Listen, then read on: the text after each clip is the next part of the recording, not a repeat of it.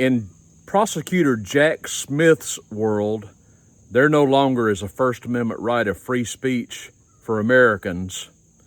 And guess who's back? And I believe is running for president. Stay tuned, everybody. Hey, for the best meat you have ever eaten, check out samsbutchershop.com. Go and shop around. When you go to checkout, enter the promo code TT for a 5% discount. Check it out. Good morning, everybody. Trailer Trash Tim, how's your mom and them? Thank you for joining me on this beautiful Saturday morning here in Alabama. I got some stuff to talk about this morning, but I want to give you a medical update because I shared with you yesterday how I was struggling with an illness. I'd been having some flare-ups of asthma and just some real breathing issues, and I was sleep deprived and all that, but I did go to see my doctor, who's great. I love him. And so I thought I'd do a follow-up because so many of you reached out to me and you were asking about my condition, and so many of you were giving me advice and things I should do, and I appreciate all that. So thank you so much for reaching out and giving me your thoughts and prayers and what have you. So this is what happened. I got to the doctor yesterday, and he initially thought that I had that. I hadn't even thought of that. I've had that twice, but it wasn't that. He sent a nurse in to check me, and she stuck a swab about a foot long, I think, up both of my nostrils, and I think she about tapped the top of my skull. She stuck it up so far. But anyway, it was negative, so that was good news. But I was diagnosed with a lower respiratory tract infection. All my vitals were normal. My blood pressure was great. It's always great. I have great BP. My heart rate was normal. My lungs are clear, which surprised me, but that's good. He did send me for a chest x-ray. So he gave me a steroid shot and sent me home with some antibiotics and albuterol, which is another inhaler. And last night I went to bed around 9, and I did not wake up until 6:30 this morning. So I slept over 9 beautiful hours. It was fantastic. I slept like a baby. I really needed that. And this morning I feel great. Thank the Lord for that. So that's what's going on. And so I wanted to let all of you know. So thank you again for your thoughts and prayers for my condition. I feel much better this morning, thankfully. All right, now, you may have heard of a man by the name of Jack Smith. Jack Smith is a prosecutor in the District of Columbia who is largely behind this, the weaponizing of the prosecution against the weaponizing of the Justice Department, or you could say the weaponizing of Joe Biden against his chief political opponent, Donald Trump. Jack Smith is seeking a gag order against Donald Trump, who, of course, has been indicted several times now for frivolous charges. But this is an article I want to reference that appeared on Town Hall by Mike Davis just the other day. Biden special counsel Jack Smith's election interference continues. Smith indicted former President Trump last month in an overly broad and ridiculous case that criminalized the constitutional and legal right to challenge the results of an election. But the indictment hasn't had its intended effect. President Trump's poll numbers in the primary have gotten stronger, and he is now leading Biden in the Real Clear Politics polling average. In fact, since the indictment, there has been a 1.5% swing in President Trump's favor in polling against Biden. It didn't work, so now the Biden Justice Department is trying to muzzle Biden's leading political opponent. In Smith's latest desperate move, he has now returned to requesting a gag order of President Trump in a filing that cites Trump's criticism of Jack Smith. D.C. Obama Judge Tanya Chutkin, she's a real prize, presidential campaign rivals like former Vice President Mike Pence, and even Trump-deranged D.C. residents who voted against Trump. Listen to this, 95 to 5%. Everybody in D.C. this cesspool of geography is for the Democrat. They're for Joe Biden by a tune of 95%. Everybody in D.C. despises Donald Trump. That's a microcosm of just filth. If they could take D.C. off the map, it'd be fine with me. Everybody there is just a left-wing Democrat who votes for the most anti-American candidates that you can imagine. Everybody up there makes their fortunes off of taxpayers. The D.C. suburbs are the richest in the world. Where are these people getting all their money? They're getting it from the government. They're getting it from taxpayers. It's just a scandal. Jack Smith's proposed gag order is unconstitutional. A criminal defendant, more than anyone, must have the First Amendment right to criticize a prosecutor, judge, and process, especially when he believes he's the subject of an unjust political prosecution. It's worth going through examples of comments Jack Smith thinks President Trump should be barred from making. One of those cited in the motion is President Trump saying that the justice system is rigged against him and he cannot get a fair trial from the results of this filthy and crime-ridden district that is over 95% anti-Trump. Every comment made by President Trump is true. Smith takes issue with President Trump, writing that Judge Chutkan, who previously bemoaned the fact that Trump isn't in prison, he's going to get a fair trial, and downplayed the violent 2020 BLM riots, is a biased, Trump-hating judge. President Trump is apparently not even allowed to criticize his chief political opponent, Joe Biden. The special counsel's office criticizes him for writing on Truth Social, his social media, that Joe Biden directed his attorney general to prosecute his rival. This is not an independent Justice Department. This is not an independent special counsel. This is being directed by the commander-in-chief. That's what Trump said, and he is exactly right. Jack Smith wants to ban constitutionally protected political speech. Maybe we should hope Obama D.C. Judge Tanya Chutkan is partisan enough to order Jack Smith's proposed gag order on Trump. It will give Trump another political bump while putting a halt to these partisan criminal proceedings until appellate courts sort out this unconstitutional mess. Now, the upshot of all this is this. Jack Smith, this pathetic excuse of a prosecutor, and Judge Chutkan are clearly in league with each other against President Trump. But he has made his play to ban President Trump from even being able to speak out against what is happening to him. Need I remind you, in the United States, constitutionally speaking, we as citizens have the right of free speech. It's in the First Amendment to the Constitution. But this is a typical Democrat ploy, because I'm going to tell you, more than any other political group you can think of, no one is more opposed to free speech than Democrats. It was like I was saying yesterday, you can say whatever you want as long as you agree with us. There was a time in America when the Democratic Party was not like this. Do you remember the 60s, the hippie generation, the hippie culture? They were all in for free speech. They were pushing the boundaries and saying anything they wanted to say because they were flaunting the fact that we have free speech in America. And they were allowed to speak. Nobody stopped them from speaking. The Abby Hoffmans of the world went out and said whatever they wanted to say, as they should have been able to say. And nobody said anything about it. It was okay. You might have disagreed with what they were saying, but they had the right to say it. Do you remember the time, you Americans that are watching me right now, do you remember the time that Democrats were anti-war? Do you remember that? If this bogus Ukrainian war was going on in the 60s or maybe the 70s, every Democrat in America would be railing against our involvement in it, and rightfully so, as they did with Vietnam. They were right about that. But everybody in the Democratic Party now is all in for the Ukrainian war. We got to be there. We got to send billions to Zelensky, this criminal puppet of Joe Biden's. Yeah, we need to be in Ukraine and spending billions of taxpayer money there.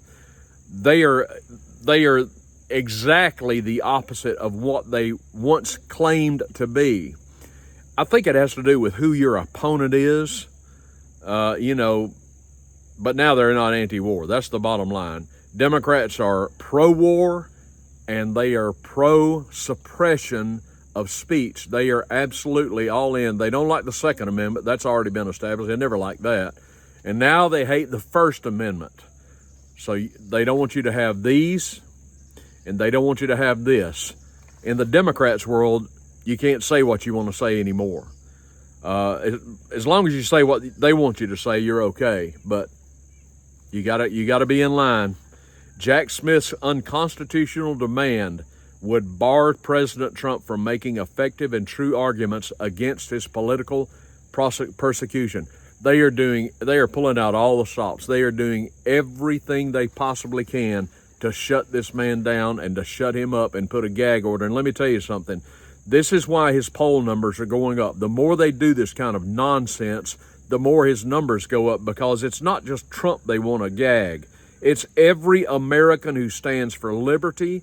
It's every American who stands for freedom. It's every American who stands for the Constitution and the rights therein. It's every American who wants to be able to speak their mind that they are against.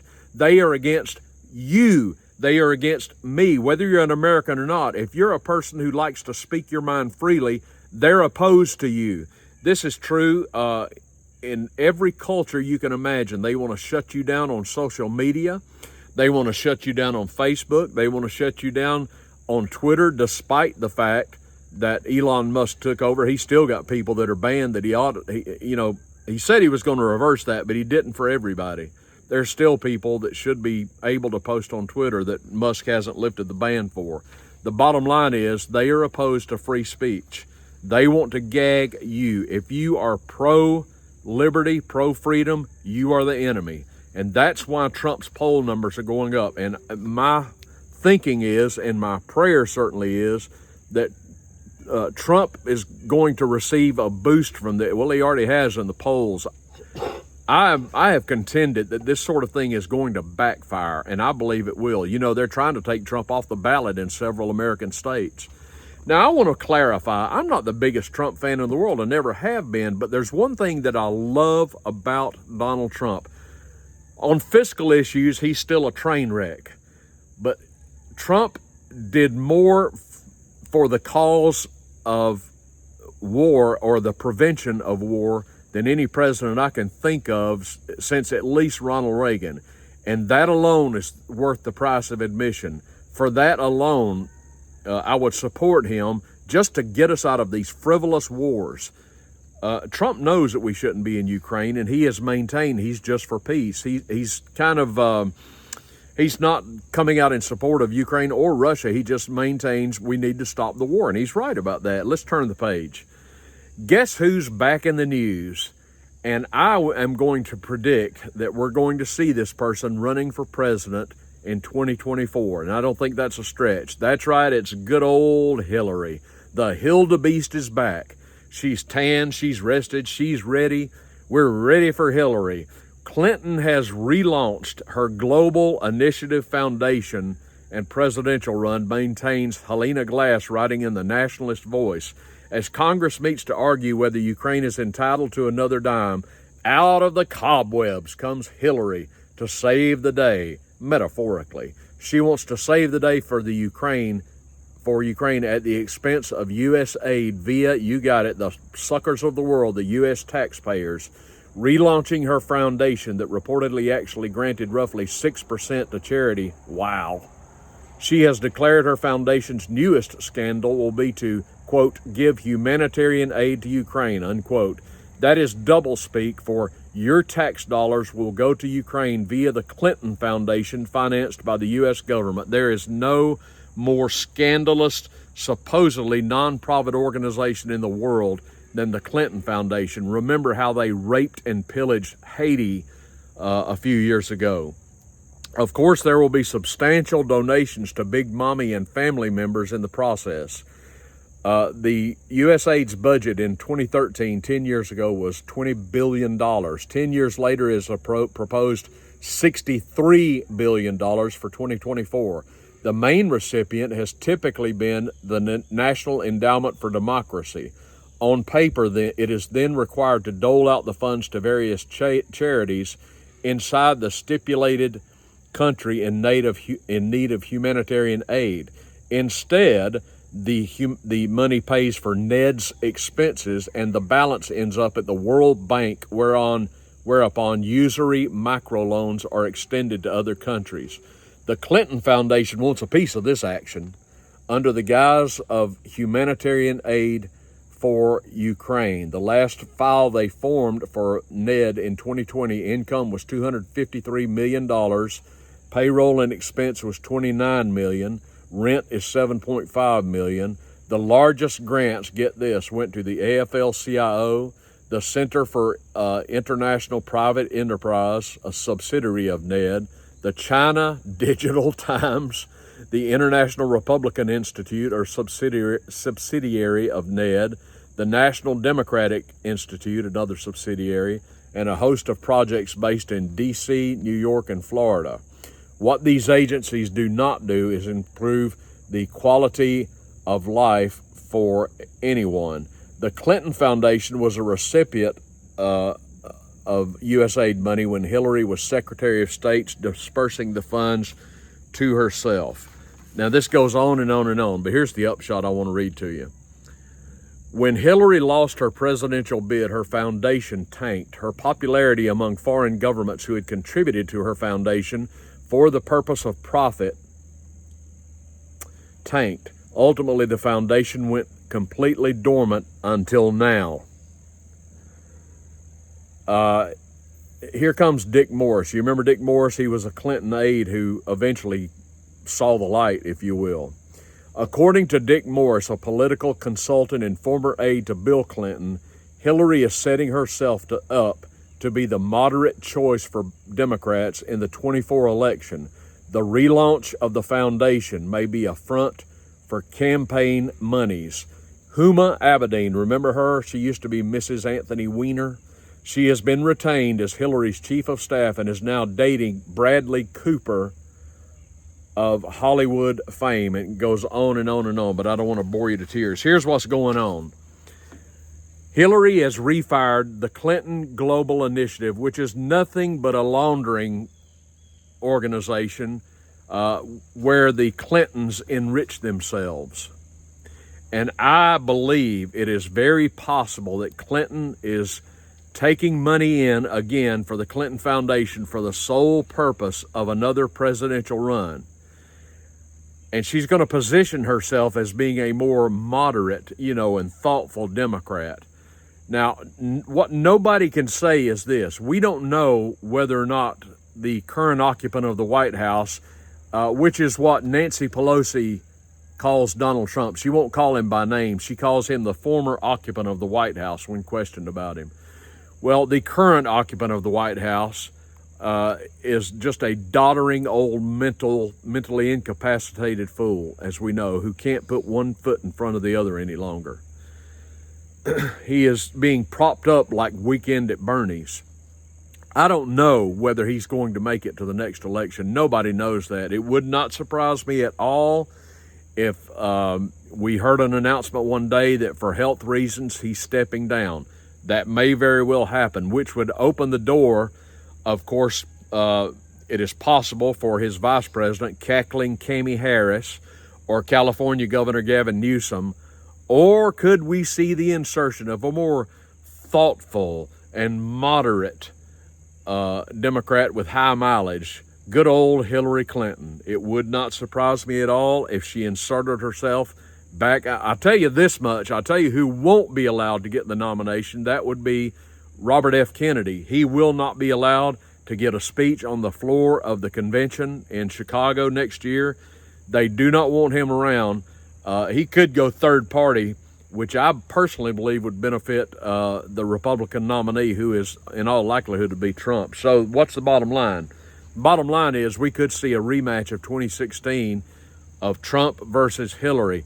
That prospect doesn't bother me at all, because I believe if the election were fair at all, I think Trump would absolutely destroy her in the election.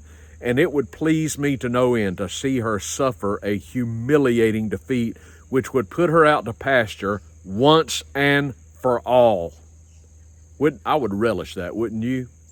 Now, I don't know what's going to happen, but don't be surprised, ladies and gentlemen, if we see the Hillster reappear again and make a play for the Democratic nomination.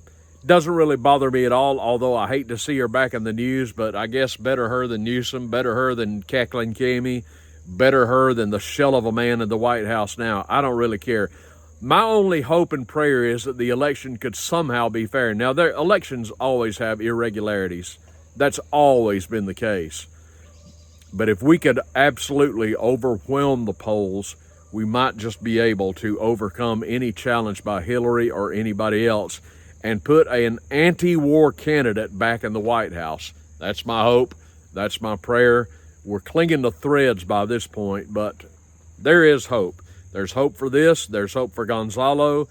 Let me encourage you today to not be forlorn, not be discouraged. There are signs out there that point to possibilities, and there is reason to hope that Gonzalo may be released, this American citizen being illegally held in Ukraine. With Trump back in office, we could very well see an end of hostilities in that area of the world, and maybe some semblance of a return to some kind of sanity in the West. I don't know. But we'll see what happens. Time will tell. Thank you so much for joining me this morning. I'm so glad I feel so much better. Thank you again for your thoughts and prayers. And I am doing better. Thank heavens. Share this video on social media, if you will, with your friends and family members or your enemies. Got a lot of things going on behind the scenes. Excited about the future. Make sure to give this video a thumbs up if you have not subscribed to the channel, as long as you don't wear a face mask, as long as you are not an illegal alien. Go ahead and subscribe to the channel. Love to have you come along. Thanks, everybody. Go out there, have a great Saturday, and I will see you tomorrow.